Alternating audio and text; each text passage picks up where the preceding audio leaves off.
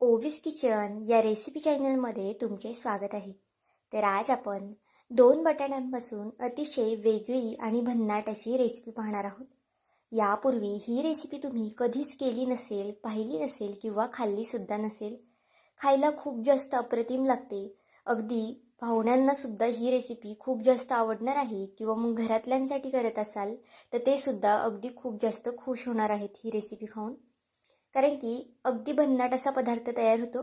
कमीत कमी वेळेमध्ये, कमीत कमी साहित्यामध्ये हा अगदी छान असा पदार्थ तयार होणार आहे. तर चला थोडाही वेळ न घालवता लगेच रेसिपीला सुरुवात करूया. त्याआधी जर चॅनलवरती नवीन असाल आणि चॅनलला अजूनही सबस्क्राईब केलं नसेल तर नक्कीच एक लाईक आणि एक सबस्क्राईब करून घ्या. तर बघा, त्यासाठी इथे मी 2 बटाटे घेतले आहेत. बटाटे आता थोडेसे लहान होते त्यामुळे इथे मी 2 घेतले आहेत. पण जर तुमच्याकडे जो बटाटा असेल तो मोठा असेल तर तुम्ही 1 घेतलात तो सुद्धा पुरेसा आहे. बटाट्याची साल काढून इथे आपण बटाटा छान असा किसून घेतलेला आहे. बटाटा किसताना प्लेटमध्ये न किसता अशा पद्धतीने पाण्यामध्ये किसा.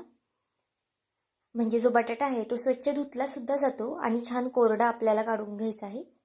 तर बघा, व्हिडिओत दाखवते त्या पद्धतीने तुम्ही सुद्धा बटाटा छान असा पिळून घ्या. अगदी घट्ट पिळायचं आहे. बटाट्यामध्ये आपल्याला थोडंसुद्धा पाणी वगैरे ठेवायचं नाही. व्हिडिओ थोडासा डिटेलमध्ये सांगते त्यामुळे थोडाफार मोठा होऊ शकतो. पण ही रेसिपी करायला खूप जास्त वेळ लागत नाही. अगदी झटपट तयार होते. तर बघा, बटाटा इथे मी किसून घेतलेला आहे आणि तो एका प्लेटमध्ये काढून घेऊया. आता इथे थोडीशी कोथिंबीर चिरून घेऊया आपण. हा पदार्थ तुम्ही ना मुलांच्या डब्याला सुद्धा देऊ शकता.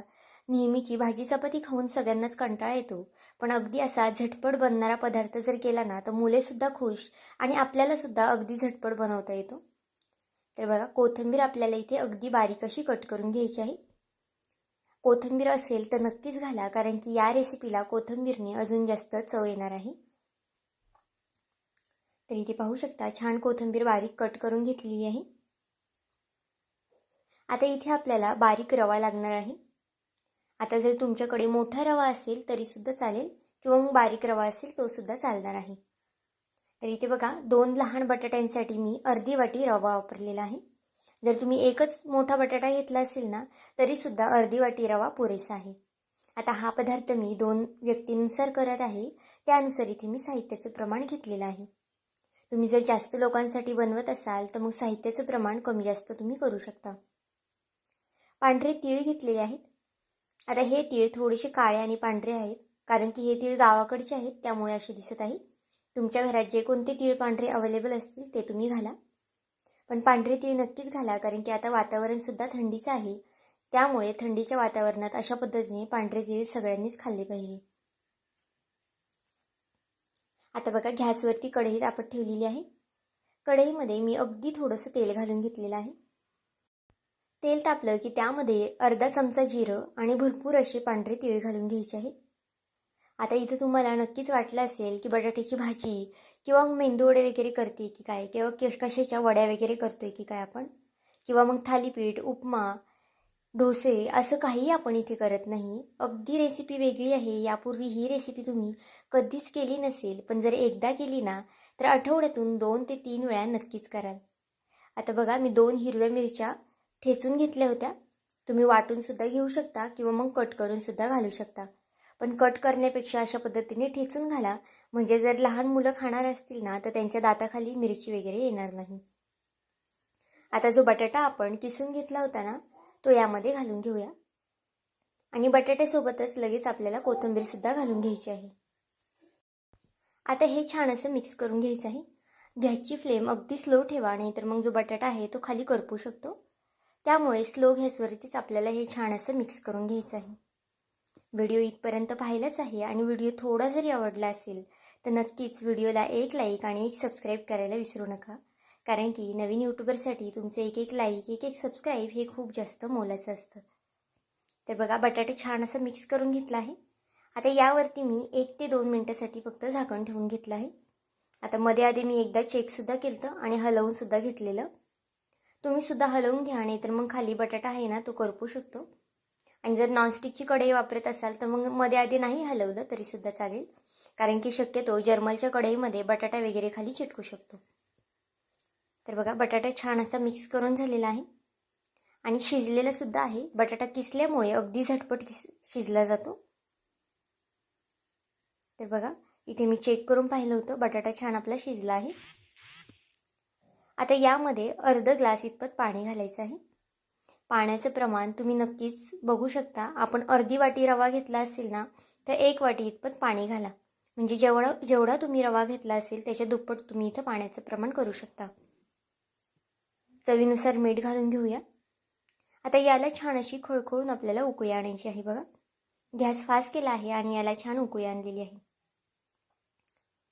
आता यामध्ये थोडा थोडा करून आपल्याला रवा सोडून घ्यायचा आहे. आता इथे आपण हा उपमा वगैरे नक्कीच करत नाही. रेसिपी खूप वेगळी आहे. उपमा नाही, मेंदूवडे नाही किंवा मग कशाचे वडे वगैरे नाही. अगदी रेसिपी वेगळी आहे. त्यामुळे व्हिडिओ नक्कीच शेवटपर्यंत पहा. तर पाहू शकता मी रवा कशा पद्धतीने घालत आहे यामध्ये. अगदी एकदम सुद्धा ओतायचं नाही. थोडा थोडा करून यामध्ये रवा आपल्याला घालून घ्यायचा आहे आणि छान असे हे मिक्स करून घ्यायचं आहे. हा पदार्थ असा आहे ना की अगदी झटपट बनणारा सुद्धा आहे आणि सगळ्यांनाच आवडणारा सुद्धा आहे.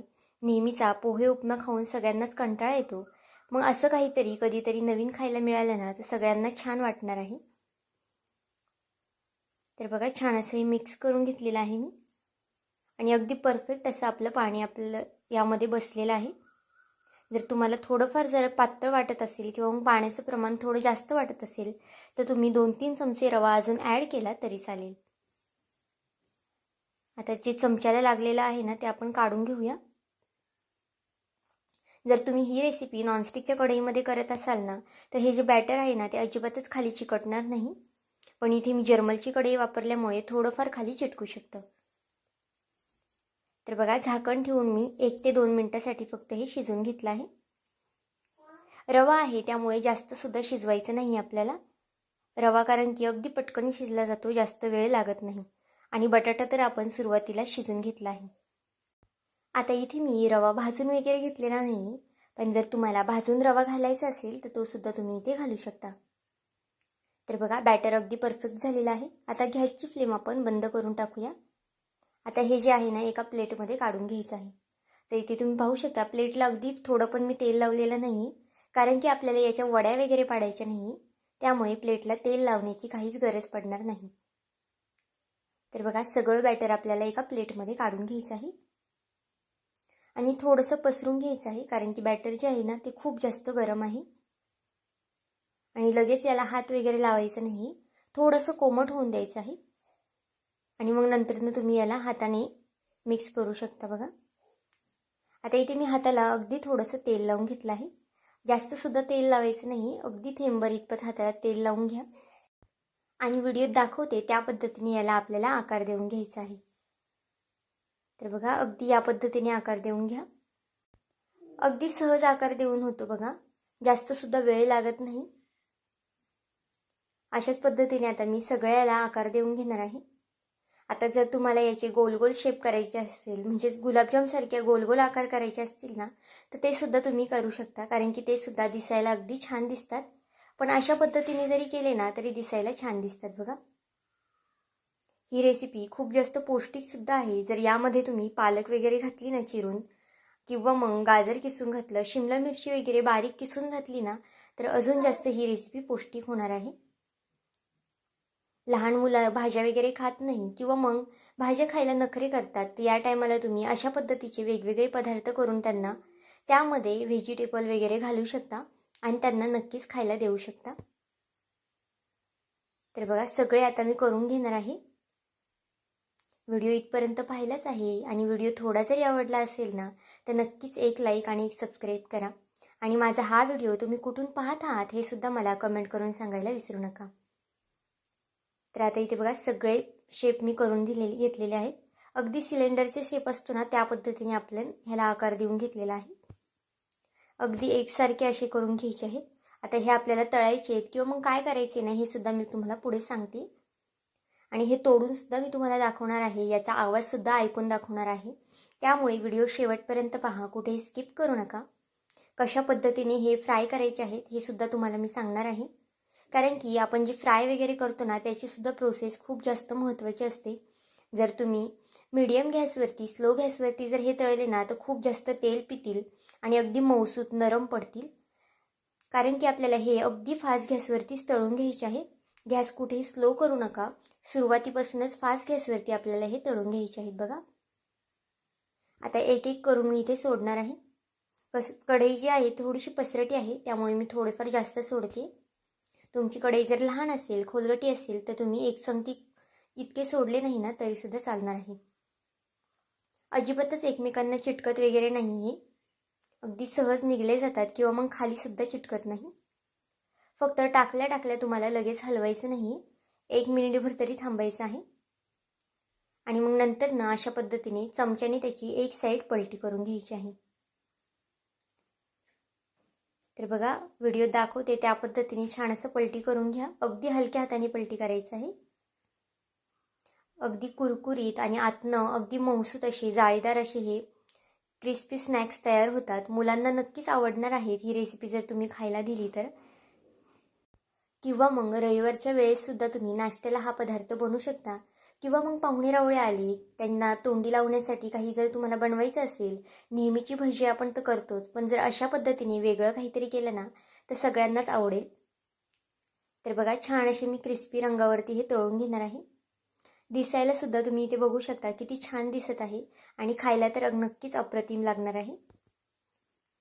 आणि मी कंटिन्यू इथे मी फास्ट गॅसवरतीच हे तळून घेतलेले आहे. गॅस कुठेही स्लो वगैरे केलेला नाही. तुम्ही जर गॅस स्लो केला तर मग हे जे कटलेट आहेत ना ते अगदी तेल पिऊन घेतील आणि नरमसुद्धा पडतील. तर इथे बघा, छान असा गोल्डन कलर आलेला आहे. असाच गोल्डन रंग आला ना की आपल्याला हे काढून घ्यायचे आहे. आता हे तेलामधून मी छान अशी निथळून काढून घेते.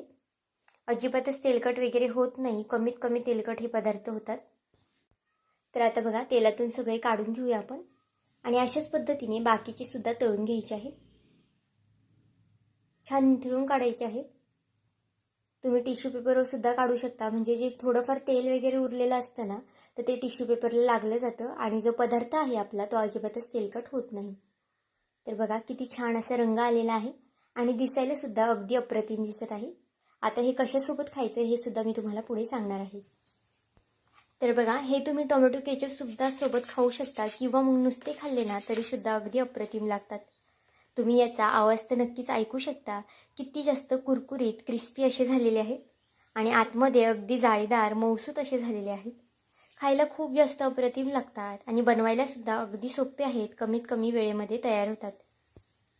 किंवा मग नुसती चटणीसोबत तुम्ही खाल्ले ना तरी सुद्धा छान लागतात. मेयोनीज सोबत सुद्धा खाऊ शकता किंवा मग मुलांना तुम्ही डब्याला सुद्धा हे देऊ शकता. तर आजची ही रेसिपी तुम्हाला कशी वाटली मला हे कमेंट करून नक्की सांगा. आणि चॅनलवरती कोणी नवीन असेल तर चॅनलला एक लाईक आणि सबस्क्राईब करायला विसरू नका.